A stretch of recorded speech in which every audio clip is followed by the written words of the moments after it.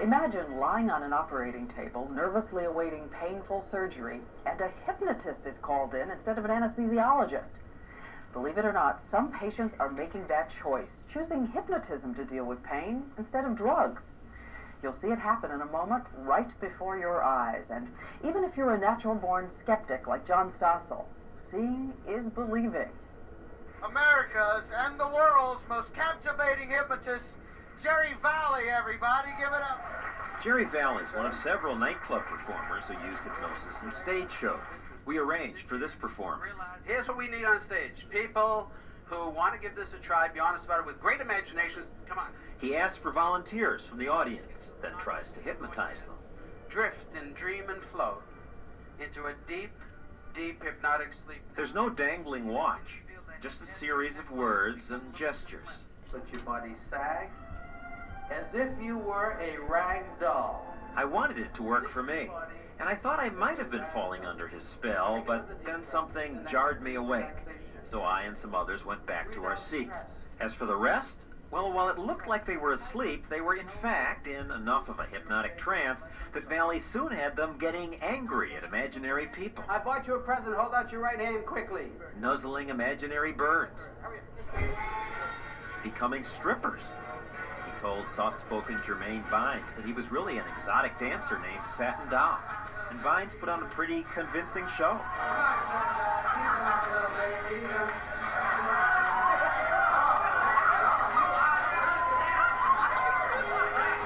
It all seemed a little unbelievable. You have now lost your butt. You have no rear end, no derriere. Don't sit in your chairs. But these were people from throughout the United States. And until that night, they'd never met the hypnotist. Why can't you sit down, dear? It's not there. What? What is that? My butt? You had one before? You took it. I took it. Afterwards, some of them didn't remember what they'd done. Do you remember doing a striptease? No. You did a striptease. You were out. You were pretty good, actually. I ain't doing a striptease. Couldn't happen. Nah. So, what's going on here? Well, Jerry Valley says any one of these people could have stopped things at any time if they'd really wanted to. Every expert we talked to told us that all hypnosis is really self-hypnosis. That hypnotists are mostly guides. They make the suggestion, but the subject has to have the desire for the suggestion to work. Which brings up the question, if hypnotized people are able to do things like making their bodies so rigid that you can stand on them, Full body catalepsy. perhaps they can also learn to ignore pain. Say the pain you'd feel having your teeth drilled without anesthesia. Hypnotherapists like Joyce Hanson say they can help people do that. So we put her to the test. Maybe it's like the sunbeam coming out from behind the clouds, creating a wonderful sense of relaxation. We picked a dental patient who's sensitive to pain, New York financial advisor Steve Nordlinger.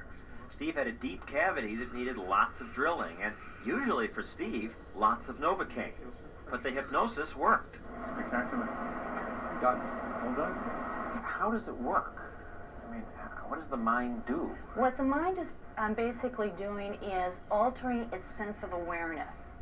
So the pain, that what's happening to the nerve endings, never gets to the part of his That's brain right. that tells him it hurts? That's right, because he's selectively thinking about something else. In other words, Steve had been hypnotized into concentrating on something completely different from the pain. Certain people, a rare breed hypnotists call hypnotic virtuosos, are so good at doing this, they can endure major surgery without anesthetic. But why would anyone want to? Well, Kathy Platoni of Dayton, Ohio, was born with a number of bone defects that she spent years trying to correct. I will be having my 50th surgery in 15 and a half years, so hopefully 50 is a charm, but I think I know better. The surgery that Kathy's about to undergo is a painful facial laser operation to literally burn off scars from some previous surgeries. But Kathy's found that she's had trouble getting over the effects of conventional anesthesia. over the years, with multiple surgical procedures, I've had great difficulty recovering from surgery, and it takes me up to a year to recover all of my memory functions, and that's been devastating to me. It's hard to accept the idea that this frail woman, she weighs just 88 pounds, could stand painful surgery without painkillers. But as a psychologist who occasionally uses hypnosis with her own patients, Platoni believes that hypnosis is the answer to many of her problems too. And she's convinced her doctor to do something he would normally never do: perform the surgery without giving her heavy doses of local or general anesthesia. You know, I don't think it's going to work, actually. As you heard, the surgeon isn't convinced, and he insists on having anesthesia ready for this operation because, he says, it's as painful as taking and putting a match to your face. It hurts. The night before the surgery, Kathy and her hypnotherapist, John Barron, meet for a third time to prepare her for the operation. After he hypnotizes her, he tells her to anesthetize her hand by placing it in an imaginary bucket of ice. Take your right hand and put it on your left cheek, completely and totally anesthetizing all areas. A floating, drifting feeling as though you were floating on a cloud. Safe, secure. The next morning, there's one final session, right before the surgery. Once surgery begins, she doesn't even seem to notice. What's going on around her is pretty scary. The laser is literally burning several layers of skin. In the operating room, there are all kinds of scary sights and noises, but Kathy's mind is miles away. There's icebergs, and I'm standing on one that's very secure. The sky is the same deep royal blue as the water. I'm seeing, about 100 penguins, and they approach me as if they're supposed to be there to help me through this. She responds real well to the Antarctic imagery, and that's where she stays during the surgery. Some people respond better or more comfortably to warmth, and so I'll take them to Bermuda or the Caribbean. During the first part of the surgery, Kathy never makes a sound.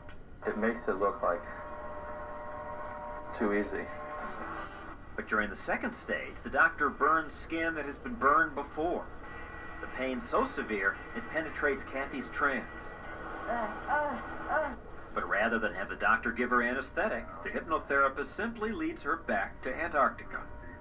Steely ice blue, like the Arctic glaciers. An hour later, it's over.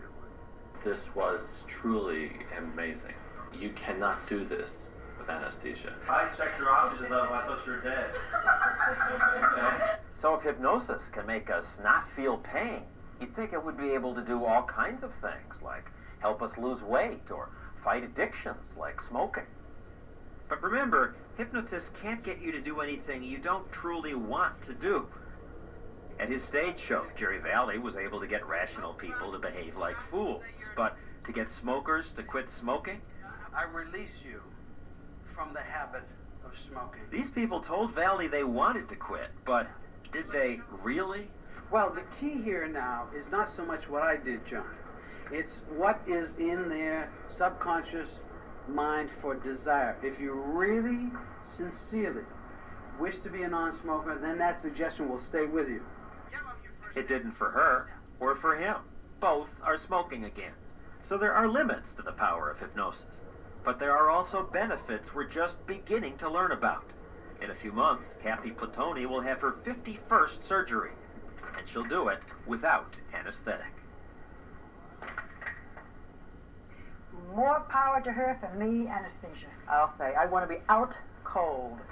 They say, you know, you can tell if you can be hypnotized by rolling your eyes back in your head, and the more white that shows, the more hypnotizable you are. I don't think I am. I didn't see any white. Do you think it's a question of being in control? Probably. Yeah, probably with me too. They say that you can only be hypnotized if you want to be hypnotized. That leaves both of us out. For now. For now.